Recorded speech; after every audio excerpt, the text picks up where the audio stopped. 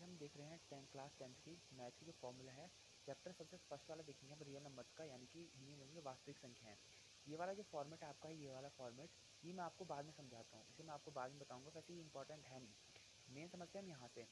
Real number होता क्या है कि चैप्टर का नाम ही रियल नंबर है, वास्तविक संख्याएं। तो group of rational and irrational number, rational यानी कि परिमेय और इरेशनल यानी कि अपरिमेय। अब परिमेय और अपरिमेय संख्याओं को आप जानते होंगे, ठीक है। तो उनका जो एक ग्रुप होता है वो होता है आपका रियल नंबर, ठीक है। अब सबसे पहले positive integers has two important qualities, हम समझेंगे इंपॉर्टेंट चीज़ें इसमें। तो पॉजिटिव इंटीजर्स में क्या होती हैं, दो इंपॉर्टेंट क्वालिटीज़ जो हम पढ़ने वाले हैं वो पढ़ेंगे। पहली है यूक्लिड की डिवाइजन एल्गोरिथम। यूक्लिड की जो विभाजन एल्गोरिथम है उसको समझेंगे। तो यूक्लिड की जो विभाजन एल्गोरिथम कहती है, वो कहती है P X equal to G X into Q X plus R X. जहाँ पे आपको पी एक्स क्या होगा, डिविजिबल होता है यानी कि भाज्य है, जी एक्स आपका भाजक है, क्यू एक्स भागफल और आर एक्स शेषफल है। इससे कोई ऐसा फ़र्क नहीं पड़ने वाला कि यूक्लिड है तो डर जाओ इससे, ऐसा कुछ नहीं है। ये नॉर्मल सा चीज़ है, जैसे हमारा डिविडेशन होता है, जैसे हम भाग आज तक हम करते आ रहे हैं, तो वैसे ही इसको करना होता है। इसका यूज़ क्या है, यूक्लिड डिवाइजन एल्गोरिथम का हमारा इस चैप्टर में यूज़ क्या है, तो यूज़ कुछ नहीं है। दो जो आपके पास पॉजिटिव होल नंबर्स होंगे, उनका क्या है एचसीएफ निकालने के लिए काम होगा, ठीक है। और बाद में जब एचसीएफ निकल जाता है तो उसका एलसीएम भी आप निकालने के लिए इसका यूज़ करते हैं, वो आप आगे देखेंगे भी।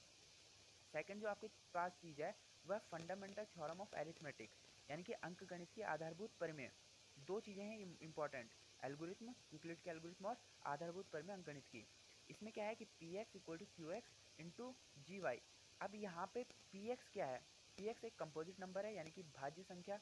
ये वाला कोई भी नंबर हो सकता है, जैसे कि आप सपोज दैट हम कुछ भी ले सकते हैं। एंड यहाँ पे जी एक्स और मतलब Q X and Q Y जो है वो प्राइम नंबर है, अभाज्य संख्याएं हैं। तो आप नॉर्मल से समझें, देखो इसमें समझते हैं कि सपोज दैट आपके पास क्या है 30 है। इस 30 को हम क्या लिख सकते हैं, 10 × 3 इस तरह से लिख सकते हैं, है ना। तो 10 × 3 आपके पास क्या हो गया, इसको हम या फिर 3 × 10 भी लिख सकते हैं, बस यही है कि इसे हम डिवाइड ऐसे इस तरह से हम इसको तोड़ सकते हैं, ठीक है। नॉर्मल सी चीज़ है।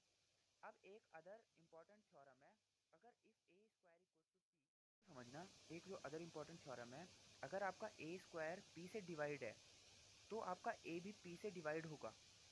और जहाँ पर ए आपके पास क्या है, कोई पॉजिटिव इंटीजर है, सपोज दैट मैं यहीं पे बात कर लूँ, इसी 30 की मैं बात कर लेता हूँ। अगर माना आप बात करते हैं 36 की, 36 किसका स्क्वायर होता है, 6 का स्क्वायर आपका निकलता है 36 होता है, ऐसा नहीं होता। अब अगर आपका 36 2 से डिवाइड है, 2 से ये डिवाइड होता है, तो 2 से ये 6 भी डिवाइड हो जाएगा। जहाँ पे ए मतलब 6 क्या है, ए है, जो आपका ए यहाँ पे ये है, वो हमने यहाँ पे क्या रखा, 6 रखा था। अगली चीज़ है कि decimal expansion of rational number. अब डेसिमल एक्सपेंशन जो निकलता है वो निकलता है स्मूथ यानी कि और कॉन्टिन्यूस यानी कि शांत और अशांत। आपको इसका दशमलव प्रसार निकालना है परिमित संख्या का। तो अगर आपके पास कोई एक्स ऐसा नंबर है, एक्स आपके पास एक रेशनल नंबर है, जहाँ पर X equals to P upon Q, Q not equals to 0 and P Q आपका इंटीजर होगा। एक्स के आपके पास एक रेशनल नंबर है और rational number P upon Q की फॉर्म में होता है। देन फैक्टर ऑफ क्यू यानी कि जिसको गुणनखंड जो निकलेंगे, अगर वो 2 और 5 है या फिर दोनों है, 2 भी है 5 भी है, तो वो क्या होगा, शांत होगा। शांत आवृत्ति में बात होती है इसकी, ठीक है। शांत होगा, स्मूथ होगा।